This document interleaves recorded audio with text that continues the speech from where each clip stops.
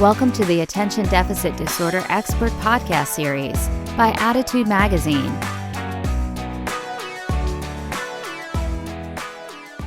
This is Annie Rogers, and on behalf of the Attitude team, I'm so pleased to welcome you to today's ADHD Experts presentation titled Discipline with a Twist: How to Manage Challenging Behavior Problems in Children and Teens with ADHD.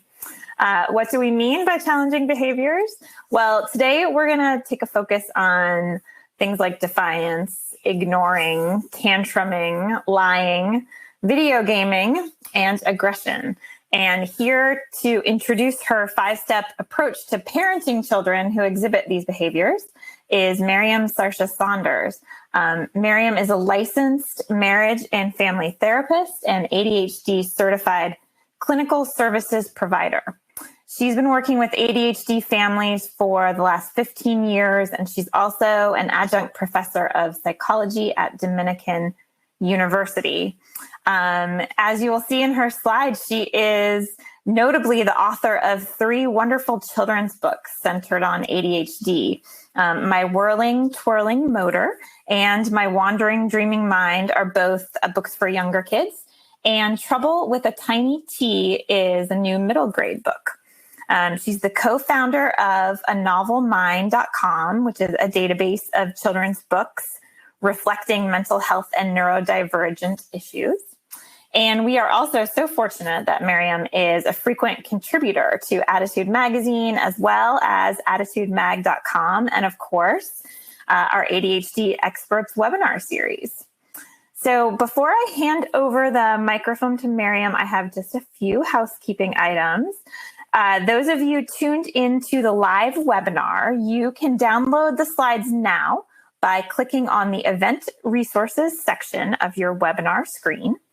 And if you are interested in the certificate of attendance option, just look for some instructions in an email you will receive about an hour after we wrap up the live broadcast.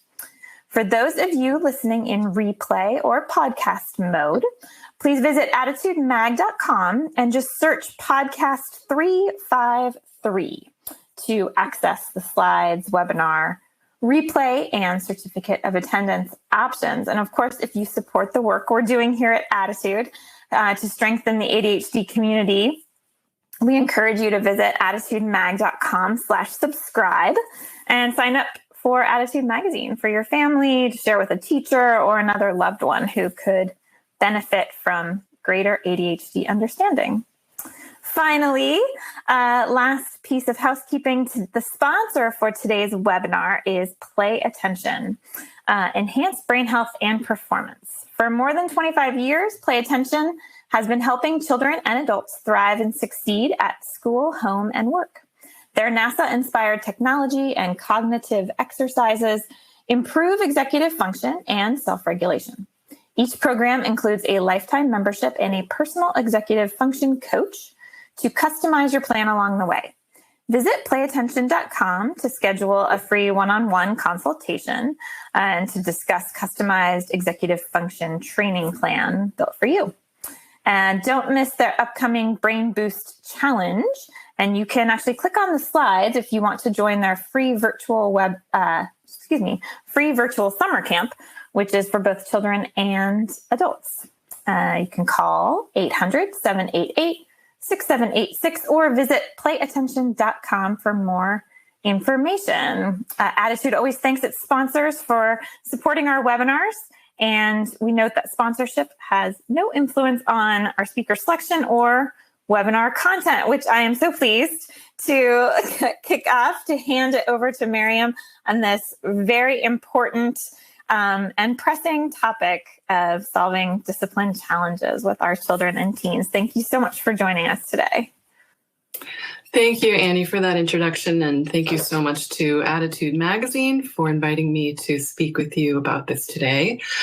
And thanks to the live audience that's here listening, and to those of you who might be tuning in later. I'm very excited to be here to talk to you about a 5-step approach to dealing with difficult behaviors. And yes, while I'm here as a licensed psychotherapist who specializes in ADHD. I'm really here to talk to you today because I am you. These are my three rascals. They came into this world with a cocktail of fun in the form of ADHD, autism, anxiety, auditory processing disorder, dyslexia, and OCD, just to name a few. And so I have been there. I've faced the daily exhaustion, the scratching my head over how to parent these children, wondering where the heck this joy of motherhood was that people talked about, because it wasn't showing up in my life on most days. And also the guilt and shame that sometimes I wasn't sure I really liked my kids all that much. Because my kids were difficult. They were defiant and ignored me, and they had really big tantrums, and they lied, and they were often verbally and sometimes physically aggressive. It wasn't until my oldest, who has combined type ADHD, was 9, that I went back to graduate school to get a master's in counseling psychology. And it was during that time that I learned something that I guess I had known on a certain level, but it never really, really hit me. And that was that ADHD is actually not a behavior disorder. All of those difficult behaviors were not things that were happening by my children by their choice. ADHD is, in fact, a neurological disorder. And that clicked for me and allowed me to have a compassion that's going to be necessary for this 5-step approach. So let's talk for a minute about this neurological disorder. We know what we know about ADHD through studies done by places like Radboud University and Brookhaven National Lab using fMRI and PET scan technology. Now, the image that we have here is of a neurotypical brain, the control subject, and an ADHD brain. And you can see the images that are lit up in red and yellow. That is the higher functioning part of the brain called the prefrontal cortex. This is responsible for what we call executive functioning, which is largely what our kids with ADHD struggle with. It manages things like your ability to sustain attention when a task is really boring, to organize, to plan, to sit still, to recall something you immediately learned or heard, like multi-step directions, and your ability to understand the passage of time, as well as your ability to control really big emotions. And so, as you can see in this image, the ADHD brain is not as lit up as the neurotypical brain. And that is because it's not receiving as much of the neurotransmitters dopamine and norepinephrine as it needs in order to function well. Essentially, this is like a car that isn't getting enough gas to go the distance it's being asked to go. What we also know from fMRI scans is that this area of the brain is about 1 to 3 years behind in development. This is really important to understand because if you have a 9-year-old child with ADHD, their prefrontal cortex ability is really more like a 6-year-old. And same thing, if you have a high school aged kid, then they're really functioning more at a middle school level. And so, but they're probably being asked to do high school age tasks. And you wouldn't typically ask a middle schooler or expect a middle schooler to be able to function at a high school level. And yet these children are being asked to function at a higher level than their brain can. An analogy I like to use is that it's a little bit, if you think of an air traffic control tower directing the traffic in the air. And for our children, their air traffic control tower is using antiquated technology, and there's only one guy running it. Disasters are going to happen. So if you think about it that way, you know your child has ADHD. The ADHD results in brain differences. It's those brain differences that cause the difficult behavior. And it's not actually your child's choice in most cases. It's a little bit, and maybe not a completely fair comparison, but it's a little bit like asking a blind child to see just because you say so, or asking a diabetic child to control their insulin levels because you're the parent and they should do as you say. So, step one to discipline with a twist is really coming to an acceptance that ADHD is a physiological disorder. In order for you to begin to control the difficult behaviors that your child's exhibiting, it's very important to come to an acceptance of this. Because our typical model of discipline is child acts out. Let's say she lies. She gets punished for lying. And so due to that punishment, she learns not to lie anymore, right? Yay. And of course, that's the way it has to be, because she needs to learn that lying is unacceptable. She needs to learn that actions have consequences, right? I hear that over and over again from parents. But here's the thing. She already knows that actions have consequences. She really already knows that lying is unacceptable. She faces these consequences on a daily basis in the form of maybe a cherished item getting taken away, or in what you might consider to be a small consequence of your disapproving tone of voice every time she disappoints you. So let me tell you a little story from my life. This is my son's second birthday.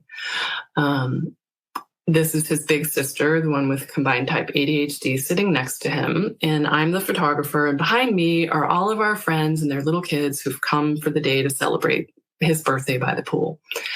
As you can tell by the look on her face, she is none too happy about the day's events. Her little brother's getting all the attention, and behind me on the table is a big pile of presents, all for him. And what you don't see is that after this picture is snapped and we finish singing happy birthday, she blows out the candles before he can. He erupts in wails of sobbing, and of course we yell at her, "Sabrina, what did you do that for? You can't blow out your brother's candles. That's not nice. That's mean. You made him cry. Apologize to your brother." She just crosses her arms and scowls and shakes her head, refusing to apologize. I start getting embarrassed, all our friends watching. She climbs down off the table, refusing to apologize. So she gets sent to her room. No cake. You can come out when you're ready to apologize to your brother. She stomps off, yelling, "I hate you, you're a terrible mother," and she slams her door, all over blowing candles out. So as she's walking off, of course, I'm completely red-faced. All of our friends have witnessed this terrible behavior from my little girl. And I'm wondering, where am I going wrong here? When I was her age, all I wanted was the approval of my parents. I just wanted to know that they knew I was a good kid, and their praise meant the world to me. I was wondering, why doesn't it mean something to my own daughter? It would be so much easier if she just wanted my approval. And it hit me that she probably did not wake up in the morning thinking, "I'm going to ruin my brother's birthday today. I'm going to blow out his candles and I'm going to cause a scene and I'm going to slam my bedroom door." She woke up like this. She woke up wanting to please me, wanting to have a great day, wanting to have fun at the party. She never intended for that to happen. But she also woke up with ADHD, and that ADHD caused behavior. And what we know about behavior is that it is really representative of either an unmet need or an impulse. So, wow, okay, this is a little bit of an issue. Hang on. There we go. Sorry about that. So in her case, her unmet need, right, was that she was overly stimulated from the party. She was feeling a lot of jealousy from the attention that her brother was getting. But she's really too little to be able to express any of these feelings or manage them or understand them. And she's also too little, because she has ADHD, to control that impulsive thought about blowing her brother's candles out. Now, another child without ADHD would have had the luxury of a pause moment in their prefrontal cortex with their brain telling them, yeah, I hear that thought that you want to blow your brother's candles out, but you know what? Bad idea. Don't do it. And they actually would have been able to make that choice not to do it. But in her case, she never had that pause to make a choice. It just happened. That resulted in the behavior, which resulted in her getting punished, which then results in shame and even a little bit of fear, because why couldn't she control that? It's very scary to feel out of control in your own body. And of course, shame over the feeling that she should have been able to control that. And that gets really confusing and also very frustrating. After a while, that confusion and frustration turns into defiance and an emotional explosion. An analogy that I like to use for adults sometimes is, if you imagine you went into work one day and everyone was suddenly speaking a foreign language that you don't understand. Let's say it's Chinese. You don't speak Chinese, but you're suddenly expected to do your job in Chinese. Everyone's speaking to you in that. Your boss is speaking to you in Chinese, but nobody's bothering to teach you Chinese. As your day progresses and you're not speaking Chinese, they're getting really mad at you for not speaking Chinese. And then suddenly at the end of the day, your boss actually demotes you because you didn't speak Chinese.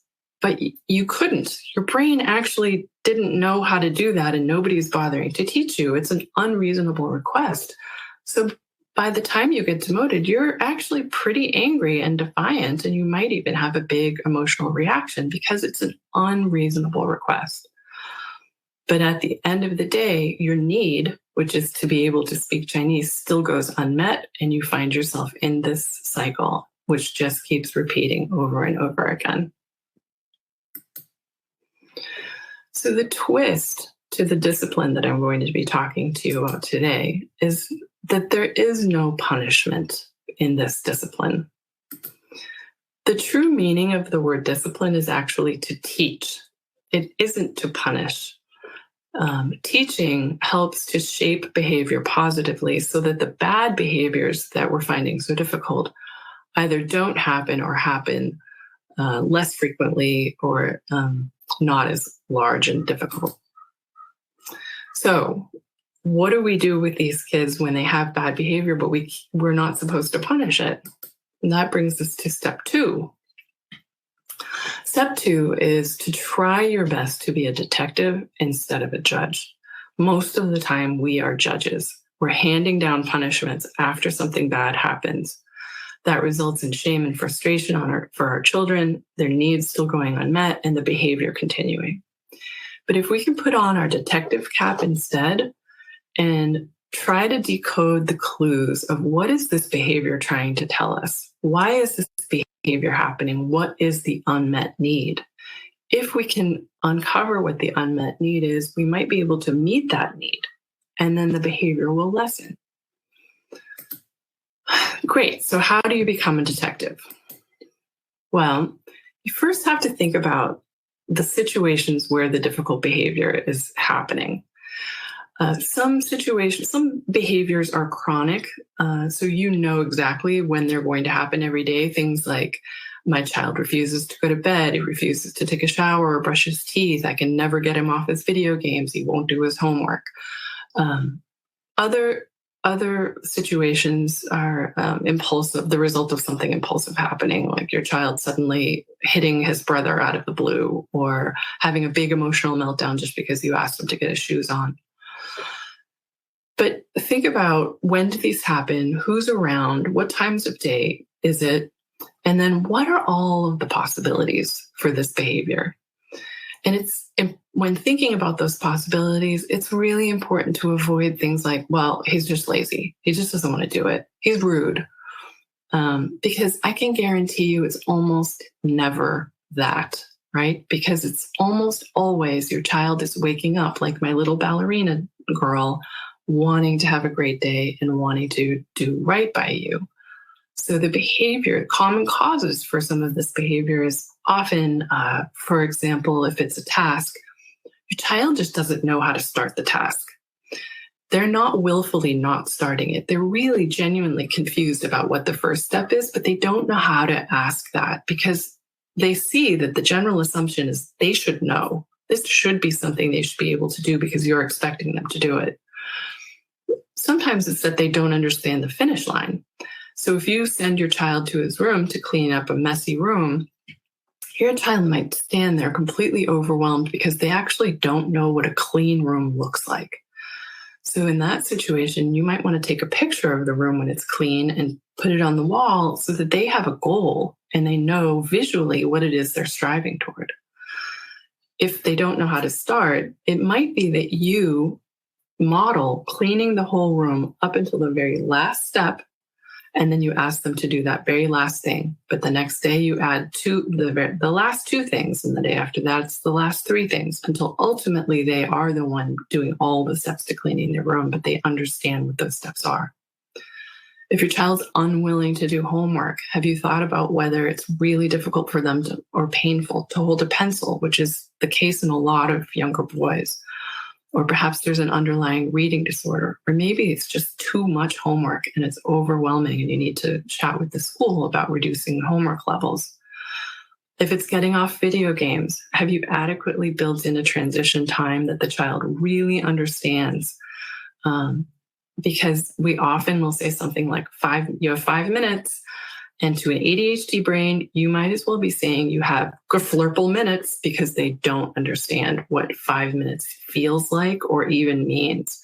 And so in that case, your child might need a visual timer, Google Time Timer. They're great if you don't have one already because it's a visual representation of the passage of time.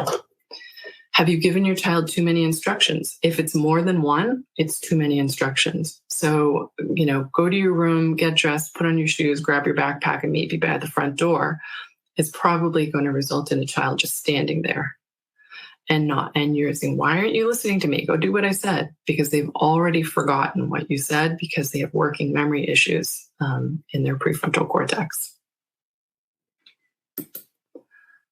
So then once you've been a detective and you've really, truly thought about what the unmet needs are behind this behavior, you're ready for step 3, which is to prep your child.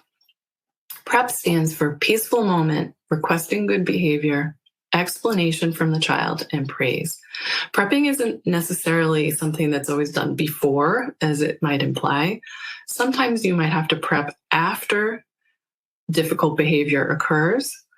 I would really recommend that when difficult behavior occurs, as long as it's not dangerous behavior, that you try your best to ignore it, because even attention is reinforcing. And the attention that we want to be giving is for the good behavior. We want to be noticing the good behavior because that will increase it. We don't want to be giving too much attention to the bad behavior.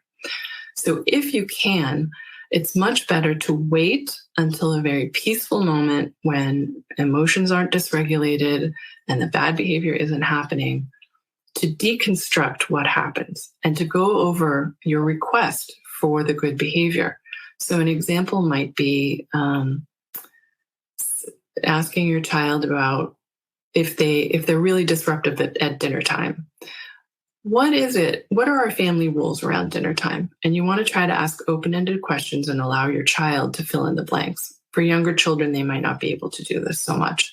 You might have to prod a little bit. Do we all sit down at the table? Do we interrupt each other? Do we throw food? Is that allowed? And your child is then explaining to you what is expected at dinner time. Their explanation allows their brain to reinforce the information, so they're more mindful of it in the situation. It also gives you a shared language to refer to later when you see the misbehavior beginning to occur. And then when you wrap this up with praise. Good job. See, you know exactly what you need to do. And I am so excited for dinner time tonight and to see how well you behave. And your approval and your enthusiastic expectation can sometimes be the thing that also helps them to be mindful about going into a situation with their best, highest selves. Step 4. Step 4 is a step that we almost always ignore, and that is to prep ourselves. Every interaction takes two people, and we often come into a situation where our child is misbehaving with our own baggage. Maybe we are very conflict avoidant, overly permissive parents that find ourselves in frequent negotiations with our child where we eventually give in because we just want it to end.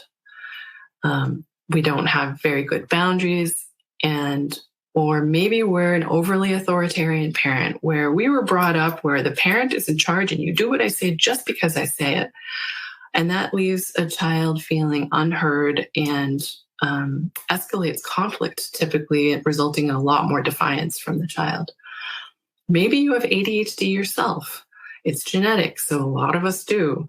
And in that situation, you might be just as stimulated and overwhelmed as your child. Maybe you've been asked to have a very structured routine day with a lot of charting and reward systems that you're supposed to track because that's what the therapist said to do. And your ADHD brain doesn't have a chance of following that or scaffolding your child. So keeping all of those things in mind, what kind of person you are and what you're bringing to the interaction with your child. It's really important to remember to pause before you react, to recharge, and to become that detective by evaluating the situation before you proceed. That will be able to give you the level-headed response in more of a calm manner and the kind of response that we're trying to model for our children. We don't want them emotionally dysregulated, but if we're annoyed and frustrating and using an angry tone of voice, that's what we're modeling for them. So once you have prepped your child and prepped yourself, you're ready to remap your parenting. So remap stands for regard, externalize, mistake acceptance, and again with the praise. Regard means that you accept that you regard your child with an unconditional positive assumption that he or she wakes up like my little ballerina girl, wanting to do well in their day, that they're not waking up with the intention of misbehaving.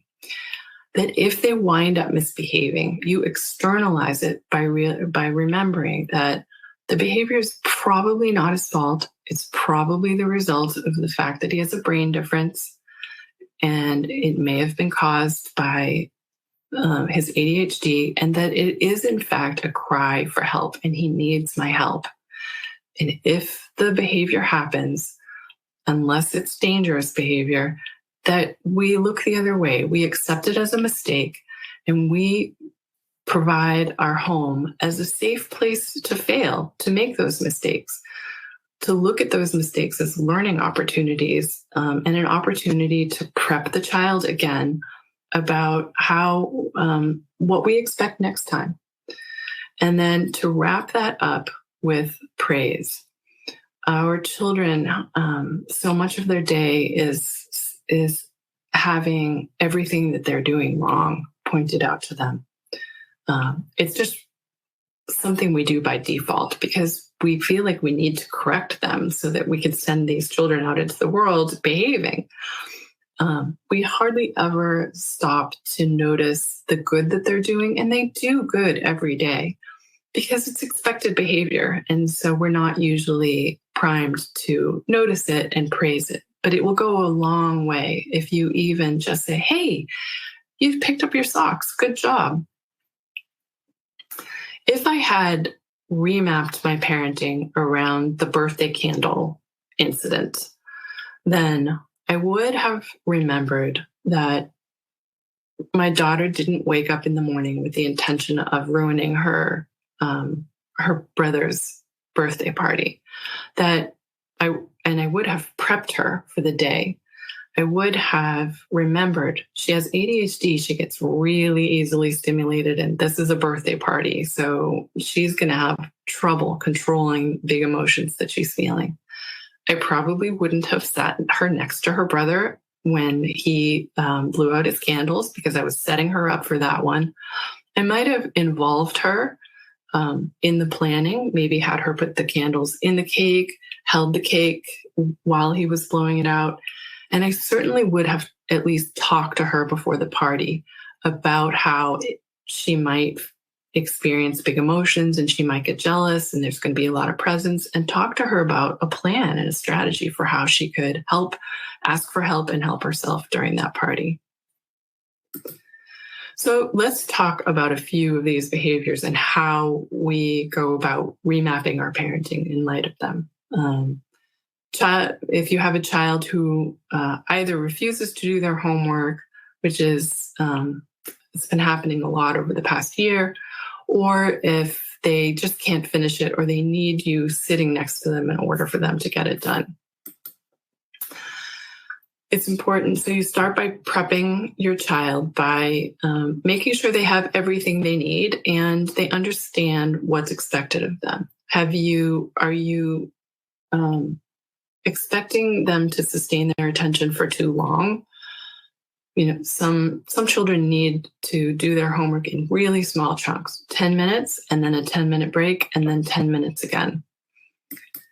Are you prepping yourself? Before you pick them up from school, are you thinking about the rest of the afternoon, how you want it to go, how calm you intend to be when things may not go the way you hope? Are you assuming that your child wants to do their homework, or are you assuming that they're lazy? If your child isn't getting the homework done, are you remembering that probably she couldn't because of her ADHD, that probably the demand of the homework was the problem, that it might be too much, but that it's not her? She isn't just sitting there refusing to do her homework because she's a bad kid. She has something else going on that she's probably not even aware of, and she needs your help to figure out why the homework can't get done. If it doesn't, if you set everything up right and you've given her all the breaks, homework amount is reduced, you've helped her take the first step, she understands what the finish line is, and she still doesn't get it done, it's not the end of the world, right? This is an opportunity to accept the mistake and learn from it and collaborate with her on what might work better the next time.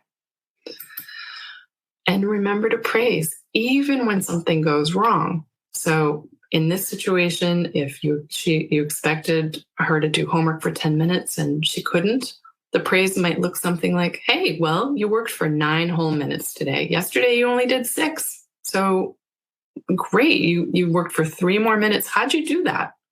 The focus there is on the solution, the fact that she did better than she did yesterday, even though she might not have met the target.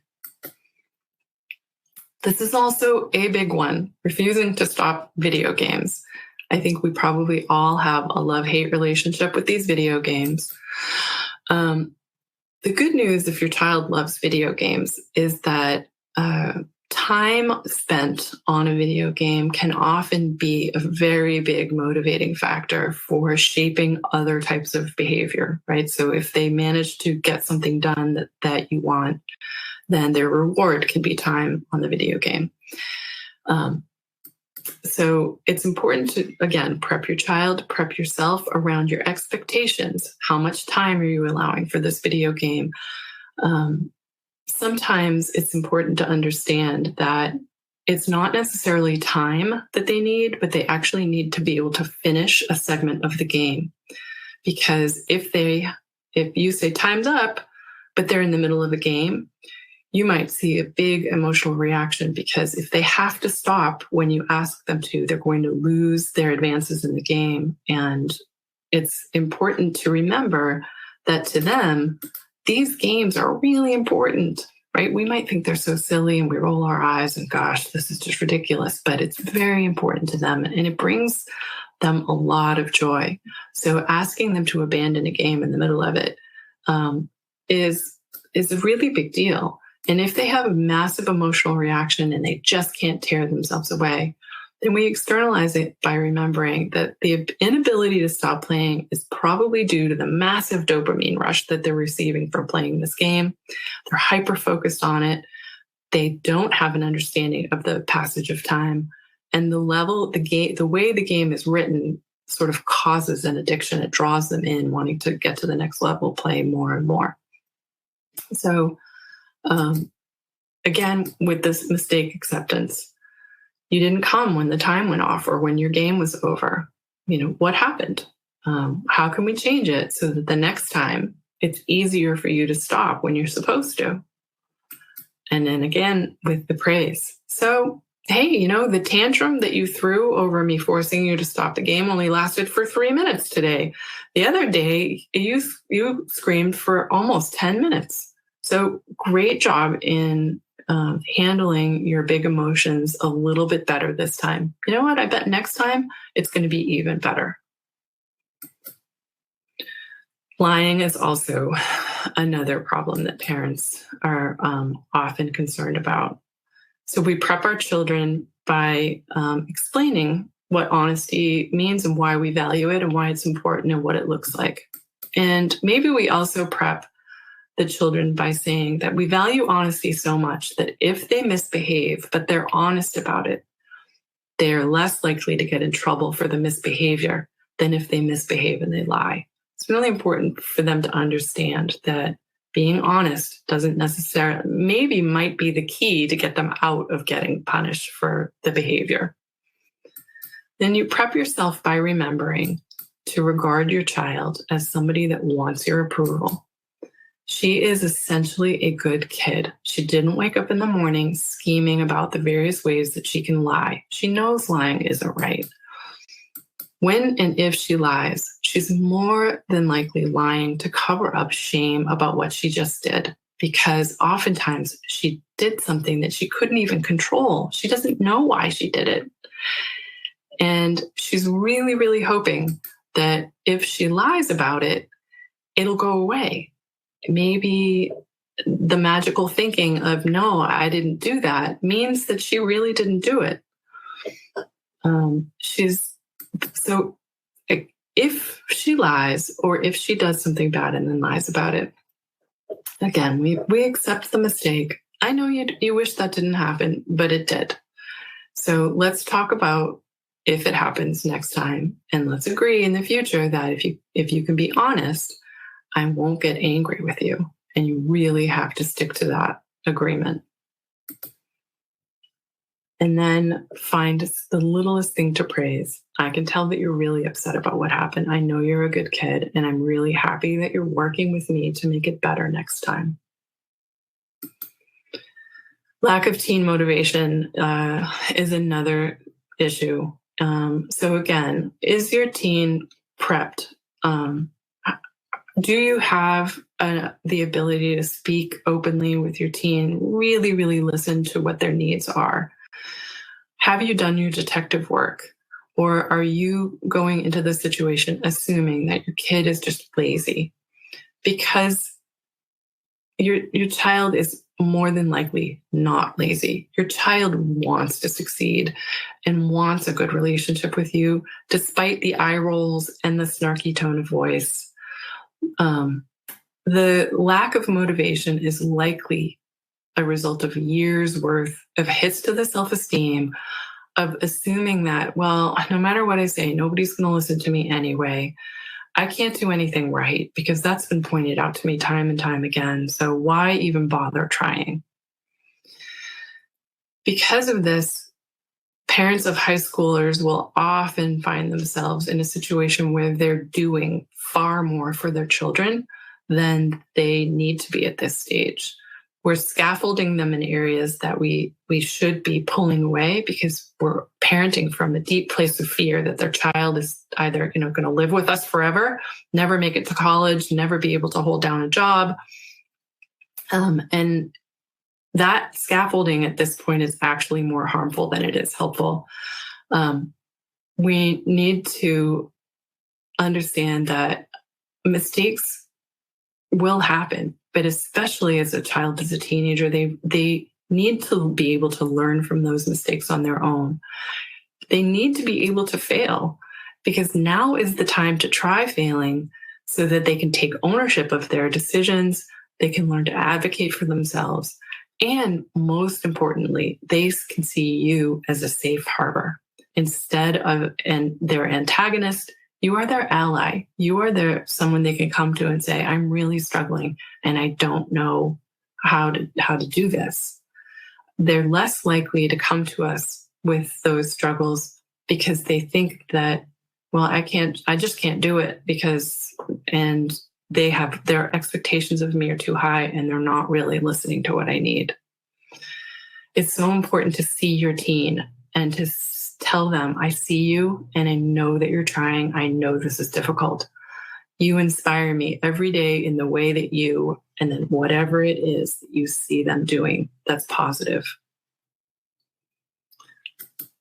So a lot of people might accuse me of coddling, right? That we're just accepting their mistakes and we're praising them even when they're not doing things right. How are we supposed to be shaping good human beings by that? And to that, I would like you to think for a moment about who was your worst boss or teacher or maybe even parent, and who was your best boss or teacher. I'm going to guess that you'll say something like, well, my worst boss was somebody that criticized me all the time and had expectations and never saw the hard work that I was doing.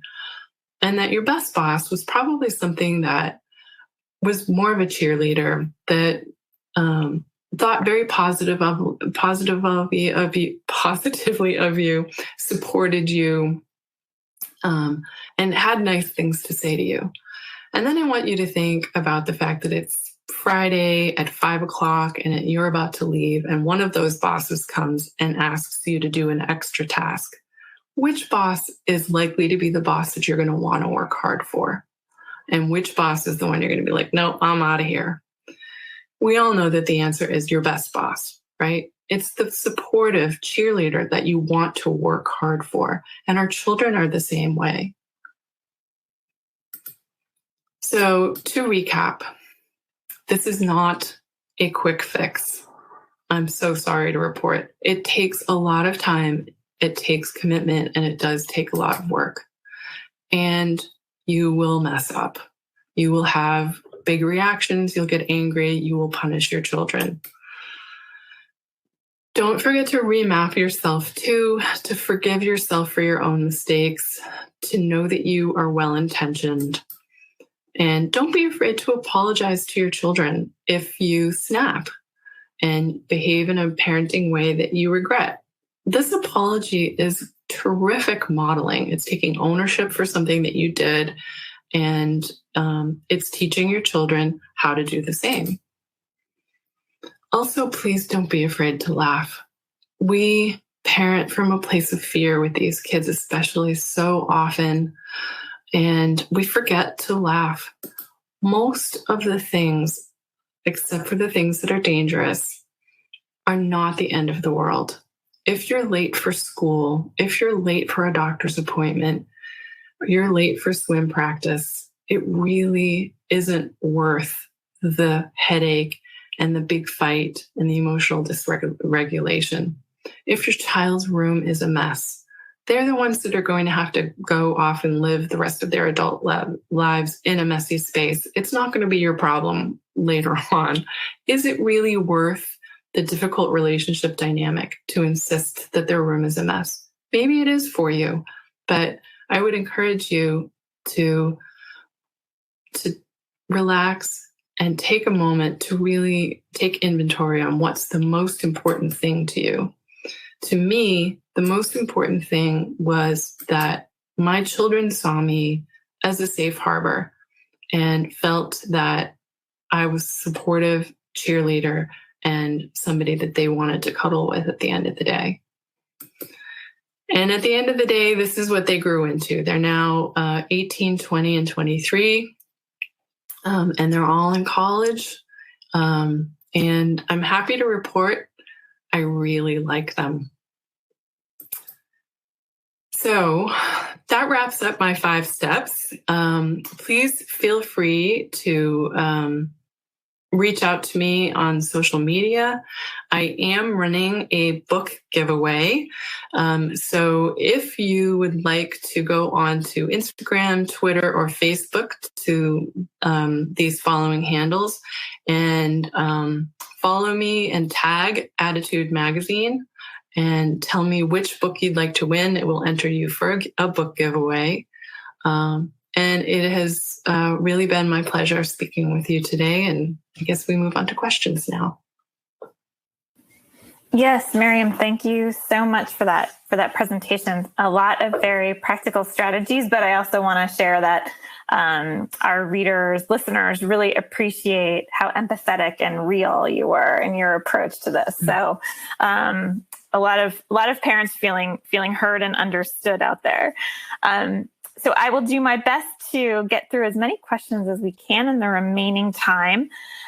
One is a request for what approaches you would suggest when a child engages in the same behavior sort of over and over and over again every day, jumping on the couch when you have explicitly made that off limits, or every day having to be reminded that they are to walk the dog after school, or even brush their teeth in the morning. This sort of like almost habitual misbehavior and approaches for that. Right. Oh, great questions.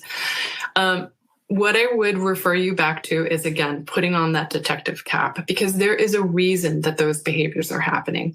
What is the reason that your child is jumping on the sofa? It isn't to anger you. It isn't to disobey you.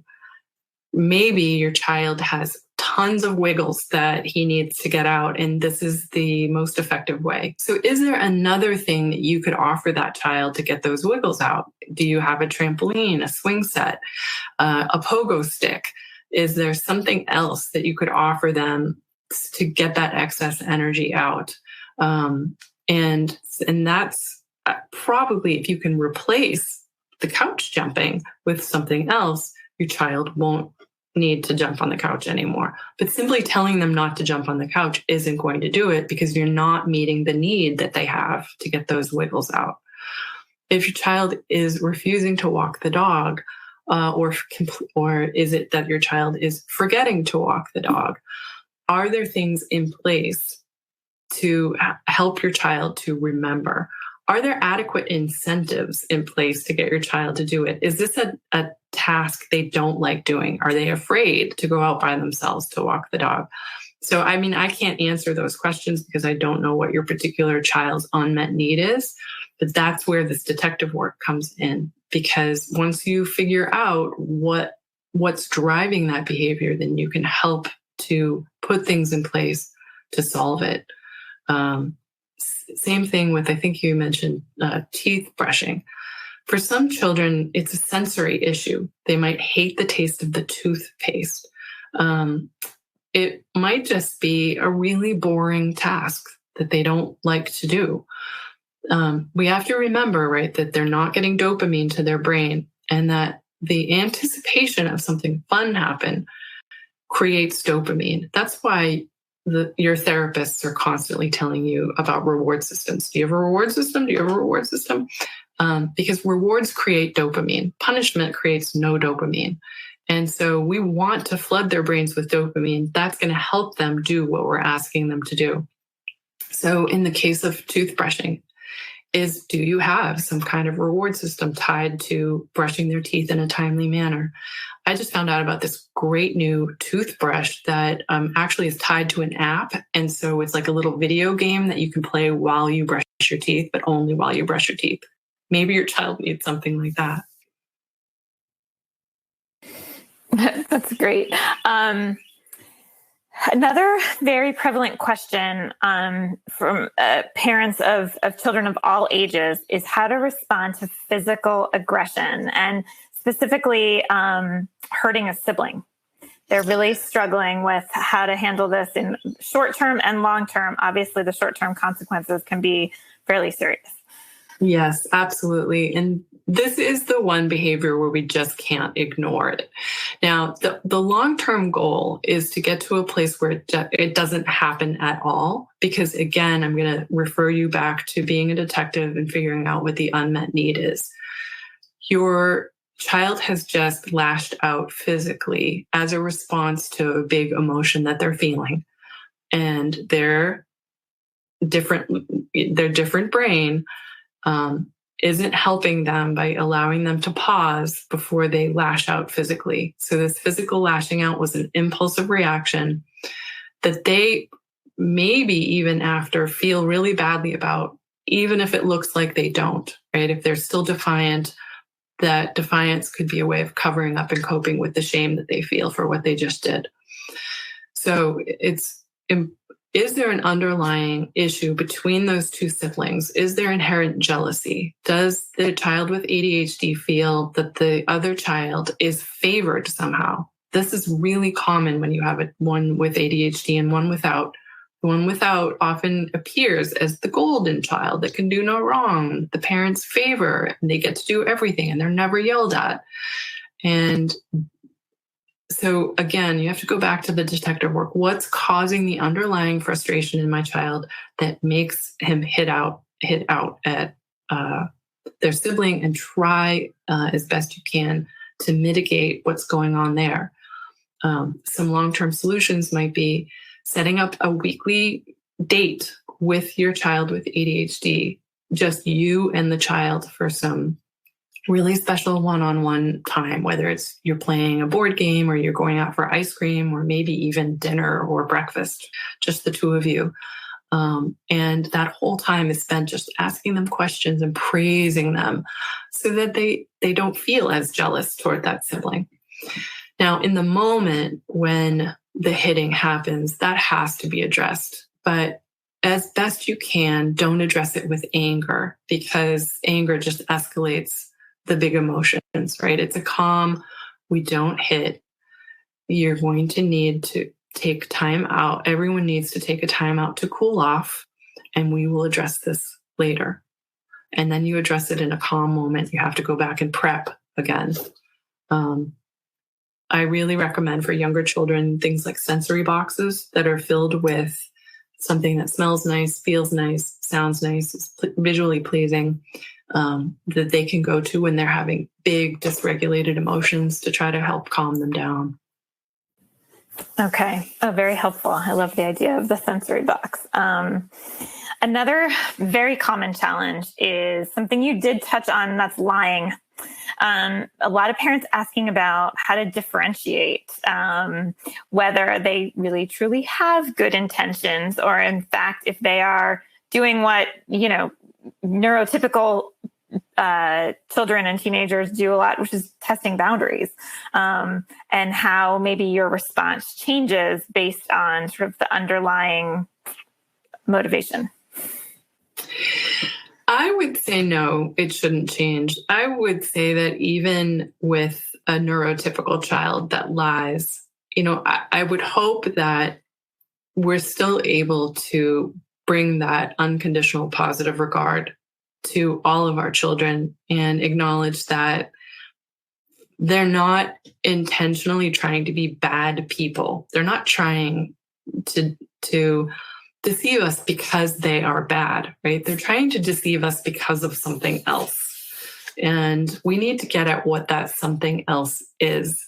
And typically, if we can figure what that something else is, then we know, is this due to ADHD, or is this due to them trying to get away with something intentionally, like a neurotypical child might. It's hard not having specific examples of those differences, but I would say really in either case, if you fundamentally believe that you're raising a good person, then the lying is almost always a result of them just feeling badly about what they did, or wanting something that they can't have. Is there, some other way that you can help them to get what it is they want? Or is it simply, you want to go to this party in the case of a teenager, but that's just not something that our family allows. And it's, is there enough open communication between you and your teen that they feel like they can make an argument and be heard so that they don't have to lie about it? Great. You've sort of segued into another big topic, which is, the additional challenges around raising an adolescent.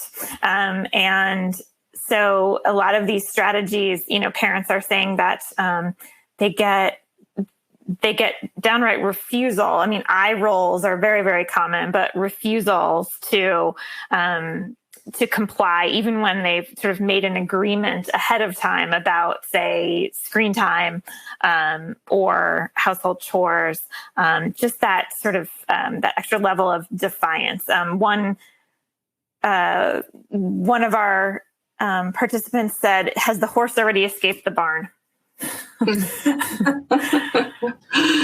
No. In situations like that, I would encourage you to think about what kind of incentives are in place for your child to do the thing that you're asking. Oftentimes, there really aren't any. The child's just expected to do it because, and that's really difficult, especially for a child with ADHD, to do something just because. The brain just isn't online in that way. So is your child, are there adequate enough motivations on the other side for them to get excited about doing this task? And those motivations have to be something that they genuinely want. So, could it be screen time, video game time, time with their own mobile phone? Could it be seeing their friends?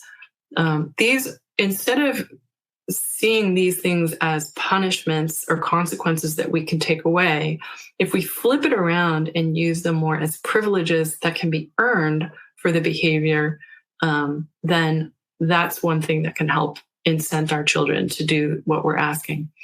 The second thing is, have you really, really, really taken a moment to consider what it is your child wants? Do they feel heard by you? Or has it come to a situation where you're like the Charlie Brown parent, want, and they're not listening at all because you're talking at them so much, and they don't feel seen and heard, that you're not really taking what's important to them into consideration, or asking them how they're struggling and how you might be able to help. Oftentimes our teens just shut down because they really just don't feel heard anymore. So I would encourage you to kind of do some reflection on if you honestly think you're talking at them, or are you asking questions and trying to understand them better? Wonderful. I'm going to try to squeeze in one more question because I feel it's so important. So this one I'll read. It says, "My husband believes in old school discipline for my son. He tells me I coddle him all the time. How can I get him on board?" Well, show him this video when it replays later. It will be available. This is super common and very difficult. And typically, one parent is almost overly protective and overly doing for the child. And the other parent is that authoritarian, he just needs to do it because I say so. And almost doesn't even believe that ADHD is a thing. And funnily enough, often that authoritarian parent is the parent with ADHD. I find in my client cases, there's not much that you can do to control another person, your spouse or your partner or the child's other parent. And especially in a divorce situation, you can only work on yourself. But the good news is that as long as your child has that one parent that is listening to them, that is working with them positively, is noticing what they're doing well, is trying to be more of a proactive instead of reactive parent, then at least you're giving them that much more of an opportunity to succeed. And the relationship they have with the other parent who isn't parenting them in the same way that you're trying is unfortunately a lot of the way that our children need to learn how to navigate the world, because they will go through the world with people that don't really understand ADHD and don't think it's a thing that's legitimate. So I guess you can think of it as early experience. But encourage that other partner as much as you can to listen to videos like this and do some reading and, try to turn their thinking around. I think that's a wonderful place to stop the focus on controlling your own behaviors, focusing on what you can do. Merriam, thank you so much. This was really just a very enlightening and also supportive last hour. So on behalf of the Attitude team, thank you so much for leading this ADHD Experts webinar. And thank you to everyone out there listening. We appreciate your time, and we hope that you will attend more Attitude webinars. If you want to find out about them, you can visit attitudemag.com/webinars and /newsletters. You can sign up and get alerts. And thank you for joining us today, Merriam. Thank you so much for your time. And we look forward to seeing everyone again soon. Thank you. For more Attitude podcasts and information on living well with attention deficit, visit attitudemag.com. That's ADDITUDEMAG.com. That's ADDITUDEMAG.com. That's ADDITUDEMAG.com.